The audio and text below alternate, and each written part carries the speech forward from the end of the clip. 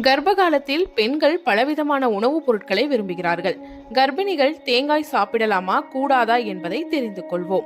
உலர்ந்த தேங்காய் அல்லது முழு தேங்காயில் நார்ச்சத்து, ஆரோக்கியமான கொழுப்புக்கள், பொட்டாசியம் மற்றும் மெக்னீசியம் போன்ற அத்தியாவசிய தாதுக்கள் நிறைந்துள்ளது. இது கர்ப்ப காலத்தில் நன்மை பயக்கும். தேங்காயில் காணப்படும் ஆரோக்கியமான கொழுப்புக்கள் ஆற்றலை வழங்குகின்றன. குழந்தையின் மூளை வளர்ச்சிக்கு உதவுகிறது. நார்ச்சத்து உள்ளடக்கம் செரிமானத்திற்கு உதவுகிறது. சில நேரங்களில் மலச்சிக்கலை ஏற்படுத்துகிறது. அதிகப்படியான நுகர்வு தேவையற்ற எடை அதிகரிப்பு அல்லது செரிமான பிரச்சனைகளுக்கு வழிவகுக்கும். தேங்காயில் மெக்னீசியம் அதிகம் உள்ளது. இது கர்ப்ப காலத்தில் பல பிரச்சனைகளை குறைக்க உதவுகிறது. தேங்காயில் லாரிக் அமிலம் உள்ளது. இது அதன் ஆன்டி மைக்ரோபியல் மற்றும் வைரஸ் தடுப்பு பண்புகளுக்கு பெயர் பெற்றது. தேங்காயை உணவில் சேர்த்துக் கொள்வது நோய் எதிர்ப்பு மண்டலத்தை பலப்படுத்துகிறது. தேங்காயில் உள்ள ஊட்டச்சத்துக்கள் கர்ப்ப காலத்தில் ஒரு பெண்ணின் உடலுக்கு ஊட்டமளிக்க உதவுகின்றன.